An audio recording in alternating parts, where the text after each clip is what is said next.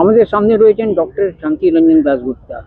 আর doctor শান্তি রঞ্জন দাশগুপ্তাকে দেখেই ASEAN cup মনে পড়ে যায়। প্রম্পট যদি ট্রিটমেন্ট না হতো তাহলে আজকে আমরা একজনকে হারিয়ে ফেলতাম। আপনি বলবেন কি হয়েছিল আসিয়ান কাপে? এশিয়াল কাপে যেটা হয়েছিল, আমাদের দেবজিৎ ঘোষ ছিল, স্টপারে খেলতো ইস্ট বেঙ্গলের। ওর সাথে একটা প্লেয়ারের, অপোনেন্ট প্লেয়ারের একটা চেজ হয় এয়ারে। করার পরে ওর একটা হেড ইঞ্জুরি বা মাথায় একটা চোট পায়। চোট পাওয়ার পরে ও পড়ে যায়। পড়ে গিয়ে ওর একটা কনভালশন টাইপের হয় এবং তখন ওর পালস বন্ধ ছিল এবং শ্বাসও নিতে পারছিল না। তখন আমরা মাঠের মধ্যে প্লেয়াররা, প্রথমেই আমাদের ডগলাস ছিল, ও মাউথ টু মাউথ দিতে আরম্ভ করলো। দিয়েও আমাদের ডাকলো, আমি ডাক আউটে ছিলাম। তো আমরা সঙ্গে সঙ্গে গিয়ে দেখলাম এই অবস্থা। তখন ওকে ওই কার্ডিয়াক মাসাজ দিয়ে ওকে মোটামুটি পালসটা ফেরানো হলো। আর যেহেতু একদম পালস খুব শকে ছিল, তখন ওকে একটা ইঞ্জেকশন দিয়ে ওকে যাতে শকটাকে অ্যাসিস্ট করা যায় সেইভাবে। তারপর ওখান থেকে আমরা মাঠে নিয়ে যাই, ওদের একটা আর্মি বেস, নেভাল হসপিটাল ছিল, ওখানে চলে যাই ওকে নিয়ে তারপর আমরা প্রায় 4-5 ঘন্টা ওকে ইয়ে করার পরে ও সুস্থ হয় এবং তারপরে ও আর থাকতে চাইলেও না, আমরা আবার আমাদের ইয়েতে ফিরিয়ে নিয়ে এসেছিলাম। ইনফ্যাক্ট ওইগুলো ঠিক টাইমলি যদি ইন্টারফেয়ার না করা হয় তাহলে এইগুলো মাঠে এরম, এই কিছুদিন আগেও একজন প্লেয়ার মারা গেল, ইন্টারন্যাশনাল ফুটবলার, মাঠে হঠাৎ করে মারা যায়। এগুলো কিন্তু আসে, সাডেন কার্ডিয়াক অ্যারেস্ট হয়ে যায় যে কোনো কারণে। সেই সাডেন কার্ডিয়াক অ্যারেস্টকে যদি না করা যায়, রিভাইভ করা যায় উইদিন 3 মিনিটস, ওইটাকে রিভাইভ করতে হয় বাই প্রসিডিওর, তাহলে কিন্তু তাকে বাঁচানো খুব মুশকিল হয়ে যায়। এবং আমরা ওই জিনিস করতে করতে ওকে যখন মাঠ থেকে আমরা বার করে অ্যাম্বুলেন্সে তুললাম, তখন ওকে হার্টটাকে পাম্প করতে করতে করতে করতে আমরা হসপিটাল গেছিলাম। মানে আপনি সেখানে ছিলেন, মানে প্রম্পট অ্যাকশন নিয়েছেন, নলে কি আমরা একটা খুব আনফরচুনেট ইভেন্ট হতে পারত। এভরি পসিবিলিটি ছিল। প্রত্যেক জায়গায় দেখা গেছে, যেমন আমাদের এখানে জুনিয়র মারা গেল ব্যাঙ্গালোরে, ওরও কি একই জিনিস ছিল। ওকে যদি এই প্রসিডিওরটা করতে পারতো কেউ টাইমলি, তাহলে অ্যাটলিস্ট ওকে বোধহয় হারাতাম না। একটা জিনিস হচ্ছে, এখন তো উন্নতি হয়েছে অনেক, মানে স্পোর্টস মেডিসিনে এখন প্লেয়ারদের পুরো মেডিকেল চেক আপ হয়, আগে সেরকম হতো না। তো আপনারা ওই যে একটা প্লেয়ার নিলেন, তাদের কি কি চেক আপ করেন বিশেষত? এখন ব্যাপারটা হয় কি, এখানে তো অনেক সিস্টেম হয়ে গেছে। যেমন ধরো, each and every player will be sign through a agency. এবার যে যখন একটা প্লেয়ারকে কিনতে যাবে বা নিতে যাবে, সে তার এজেন্টের সাথে কথা বলবে। সে এজেন্ট তাকে সব তথ্যগুলো দেবে, ইনক্লুডিং মেডিকেল। দেবার পরে তখনই তারা প্রসিড করে যে একে নেবো কি একে নেবো না করে। আমাদের এই স্টেজে আছে, ফার্দার ওরা কিছু একটা আসে না। কিন্তু বিদেশের ক্ষেত্রে কিন্তু এজেন্টের থ্রু দিয়ে আসার পরেও টিম তার মেডিকেল টিমকে দিয়ে পুরো চেক আপ করে তারপরই ফাইনাল সইতে যায়, যেটা আমাদের এখানে এখনো হয়নি। আপনি ইস্ট বেঙ্গলে আপনি কি এটা অন্যভাবে নিচ্ছেন, মানে কোনো প্লেয়ারকে এজেন্ট উপরে নির্ভর না করে? না, এটা পারা যাচ্ছে না। এই জন্য, যেহেতু একটা সিস্টেম আইএসএল এর মধ্যে আমাদের এরা বেঁধে দিয়েছে, তুমি এই করতে পারো, তুমি এই করতে পারো না। সেই জন্য দেখবে যে আমি মাঠের মধ্যে দেখতে পাই মেডিকেল পার্টনার আমরি ইস্ট বেঙ্গলের জন্য এরম করে দিচ্ছে, অ্যান্ড দ্যাট কস্ট মানি। ঠিক আছে, এই যে জিনিসটা আমি তোমার সাথে এরমভাবে করে দিলাম, তো এর জন্য আমাকে বিনিময় দাও। আমাদের এই যে সিস্টেমটা আমাদের এখানে চলছে ফুটবলে বা ক্রিকেটে, সেগুলো পয়সা ওরিয়েন্টেড।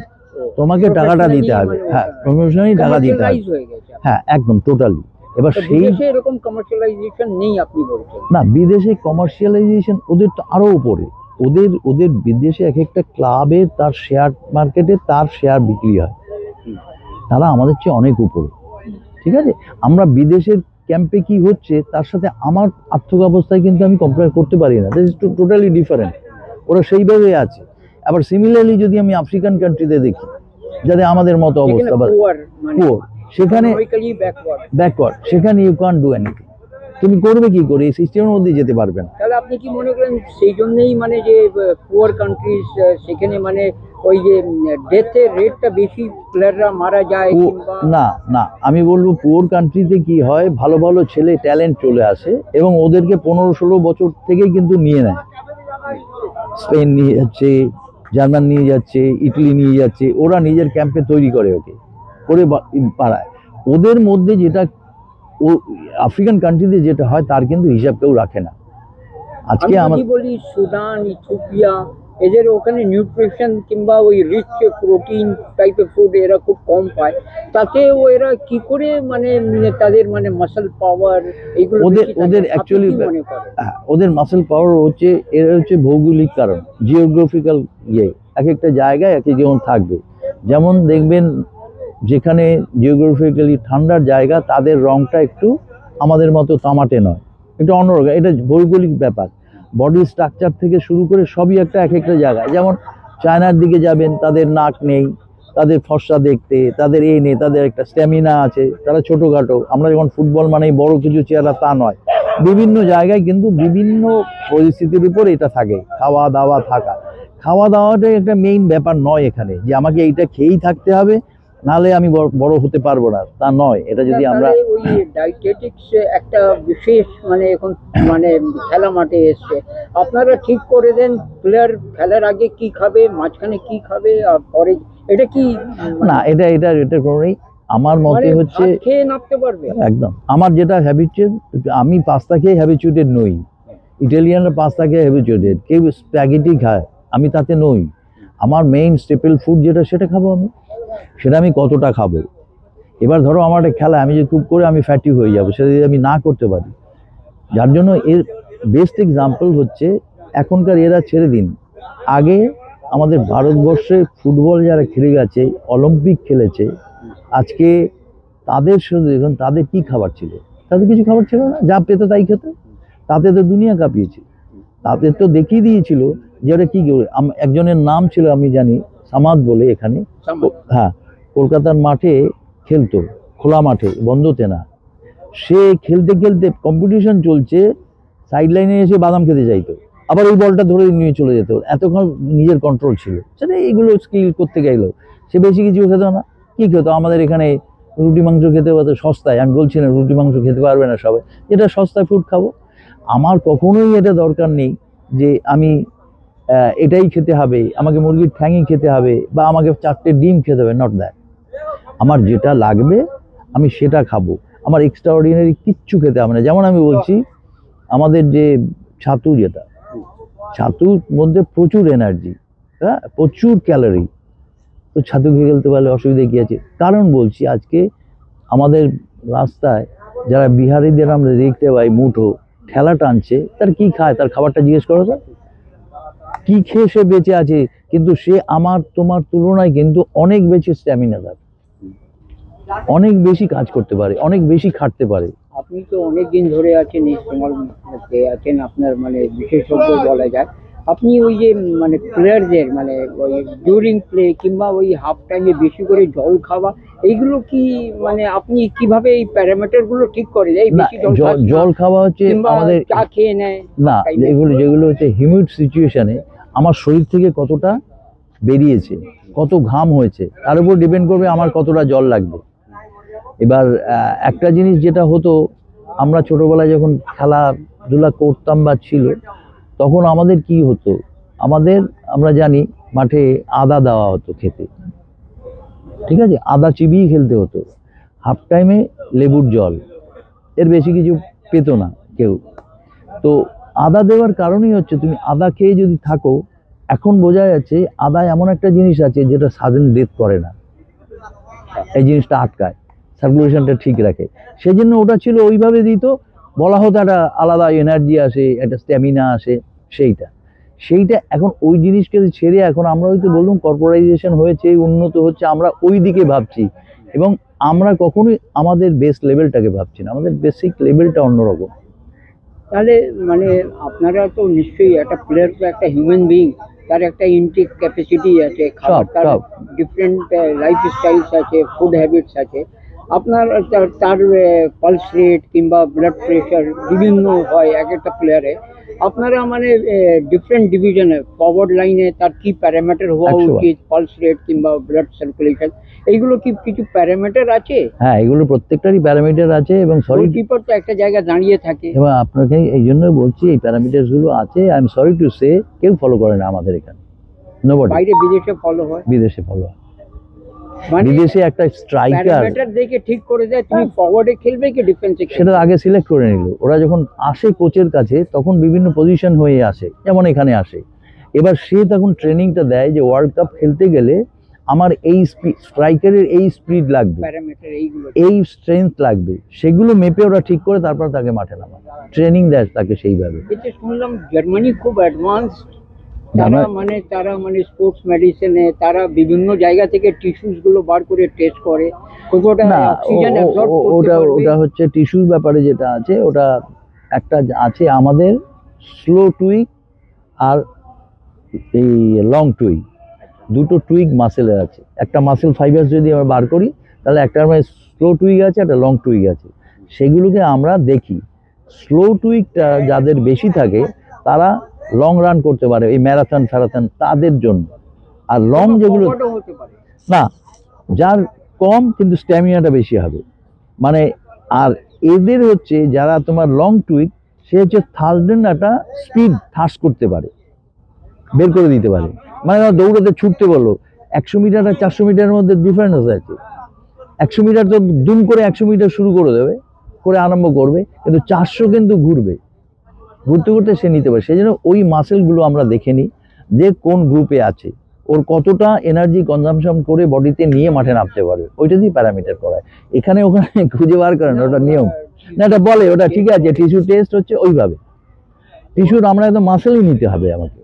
আপনি এখানে কিষাণুজে যে ভিভিআইপি বক্স আছে এখানে বসেন, কিষাণুজে আমাদের খুব তাড়াতাড়ি ছেড়ে চলে গেলেন। আমাদের কি উচিত মানে টাইম টু টাইম মানে প্লেয়ারদের চিকিৎসা মানে ওদের এক্সামিনেশন করা 100 বার, ইয়ারলি 100 বার এখন হয় করা ইন্ডিয়াতে? তো। শোনো, এখন ইন্ডিয়াতে কি করছে, এই খেলা হলে পরে যে কোনো একটা কম্পিটিশন অল ইন্ডিয়ার হলে পরে আমার একটা মেডিকেল ইয়েটাকে ফর্ম ফিল আপ করতে হবে। ওটা একটা কি নাম আছে পার্টিকুলার, মেডিকেল চেক আপের ব্যাপারটা তোমার সব head to foot check up করতে তোমায় দিতে হবে। এবং খুব কম জায়গায় থরলি করে করা হচ্ছে আর সই করে পাঠিয়ে দেওয়া। Still we are very casual regarding this. Medical মানে দিক থেকে আমরা খুব ক্যাজুয়ালি, ক্যাজুয়াল, এখনো ক্যাজুয়াল, যার জন্য বলছেন মানে আইএফএফ এ একটা আলাদা মেডিকেল বোর্ড হওয়া উচিত। আছে আছে, তবে কাজ করে? কাজ করে কিনা জানি না, সে কাজ করালে করে, না করে করে না। এবার হচ্ছে কার চেনা নয়, কে কোত্থেকে আসবে, কে কি জানলো না জানলো, তাকে নেওয়া হয় এবং তাকে যেরকম বলা হবে সে সেরকম বলবে। আর একটা অপ্রিয় সত্য কথা বলছি, তোমাকেই আমি ভার দিচ্ছি, এবার অলিম্পিকে কোন ডাক্তারটি গেছিল এটা খুঁজে বার করো, কে গেছিল, কি কোয়ালিফিকেশন। আমি জানি একটা অলিম্পিকে আমাদের একজন ডাক্তার গেছিল, হি ওয়াজ বেসিক্যালি রেডিওলজিস্ট, এক্সরে দেখার সেটা ডাক্তার। লাগে না ওখানে। তাকে নিয়ে গেছে, কে কার মামা, কে কার ভাগ্নে। আমাদের দেশে এখনো ওটা হচ্ছে। সে না আমরা কতখানি একটা প্লেয়ারের মাসল ক্র্যাম্প করে গেল দৌড়তে গিয়ে, হুম সে যে মানে কুইক যে ট্রিটমেন্ট করে তাকে রিভাইভ করবে, সে তো রেডিওলজিস্ট, সে তো জানি। নিয়ে যাচ্ছে তাকে। এবার আপনি কি করবেন এই মানে মাসল পুল যেটা পুল যদি হয়, আমাদের পুলকে ইমিডিয়েট ইয়ে করার জন্য, কমিয়ে দেওয়ার জন্য, যেখানে স্প্যাজমটা হচ্ছে তার রিভার্স করে দেয়। যেমন মাঠের মধ্যে পাটা ধরে এরকম করা হয় না, ওটা হচ্ছে ওই টেকনিক। প্লেয়াররা পড়ে গেলে, টান পড়লো, তখন ওইটাকে রিভার্স করে দিলে আবার ঠিক হয়। সেটা লিমিটটা দেখতে হয় কতটা। খুব বেশি ভাবে যদি স্প্যাজম হয় তাহলে বসে যেতে হবে, স্প্যাজমের উপর আবার দৌড়লে মাসেল ছিঁড়ে এই যাবে। যে মানে আমরা দেখি প্লেয়ার ক্র্যাম্প হয়ে গেল, তারপরে কোচ ডেকে নিল, ওই কোচ যদি ডক্টরকে জিজ্ঞেস করে নেয় তো ওকে 3 মিনিটে যদি রিল্যাক্স করে নেওয়া যায়, ওকে থাকা উচিত, ওর দরকার আছে এরকম। মানে ওরা কি কোচ আপনাদের মানে অ্যাডভাইস নেয়? অ্যাডভাইস কিছু নয় না, আমরা যখন রিভাইভ করানো হয় তখন সে ওটাকে ফলো করে, কতক্ষণের মধ্যে প্লেয়ারকে জিজ্ঞেস করে তুই ঠিক আছিস কিনা। প্লেয়ার যেই বললো ঠিক আছে, বা 5টা গালাগালি করে চলো যে মাঠের মধ্যে খেলতে আরম্ভ করে দিই। আমাদের সায়েন্টিফিক ওয়েতে করা হয় না। এবার আরেকটা জিনিস বলছি, তুমি যেমন ডাক্তারের কথাই বললে, এবার এই অলিম্পিকে যে আমাদের একটা মেয়ে সিলভার মেডেল পেয়েছিল বক্সিংয়ে, আসামের, বরগোহাইন, হ্যাঁ হ্যাঁ হ্যাঁ, বরগোহাইন, লাভলিনা লাভলিনা বরগোহাইন একটা পেয়েছিল। তার আগে প্রথম যে আমাদের মেডেলটা আসে সেটা সিলভার, এ ছিল ব্রোঞ্জ, সিলভার। সে মেয়েটা হচ্ছে মণিপুরের বোধহয় ওয়েট লিফটিং, ঠিক আছে, ওয়েট লিফটিং করতে যায় এবং ও ওয়েট লিফটিং আগের দিনও বেটার করেছে। সেই দিন ওয়েট লিফটিংটা করতে পারতো, এত স্ট্যামিনা, বাট ও কিন্তু গোল্ড পায়নি। পরবর্তীকালে জানা গেছে দ্যাট ভেরি ডে, যেদিন ওর ফাইনাল, সেদিন ওর মেনস্ট্রুয়াল সাইকেল শুরু হয়েছিল। এটা যদি আমার একটা ডাক্তার থাকতো ওয়াকিবহল, সে তো কি করতো, আমাদের ওষুধ আছে, আমরা ওটাকে অমুক দিনে আসবে, আমরা 7 দিন পিছিয়ে দিতে পারি উইথ মেডিসিন, অথবা এদিক করে দিতে পারি। ওর এত ক্ষমতা, ও যদি মানে নর্মাল থাকতো তাহলে ওটা গোল্ড আমাদের ছিল। তো এই ধরনের সিলি মিস্টেকগুলো হয়, but nobody is to criticize a person. Medal পাওয়া, ট্রফি জেতার মধ্যে ডক্টরের ভূমিকা 100 বার। ট্রেনার, ডক্টর সবাইকে লাগে, এগুলো টিম গেম, এগুলো আলাদা করে কেউ আসতে পারে না। আমাদের এই কনসেপ্টটাই ভুল আছে এখন, যেগুলো করতে হবে আমাদের। যেমন আমাদের একটা আছে শহীদ আফ্রিদি ফাফরিদা যখন খেলছে না, ওদেরও আগে পাকিস্তানে সব ইংরেজি বলা ট্রেনার আসতো, কোচ।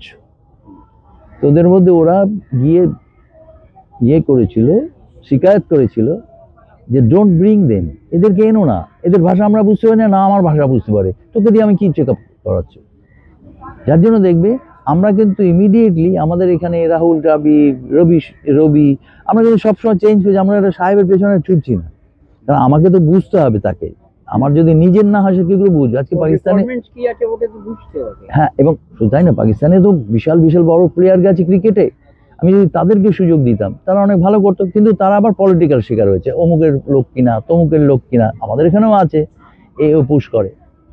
সেটা আমাদের দেশে টোটাল সাইন্টিফিক ব্যাপারটা আসেনি, আসা খুব কষ্টকর, আসবে কিন্তু একদম থাকতেই হবে।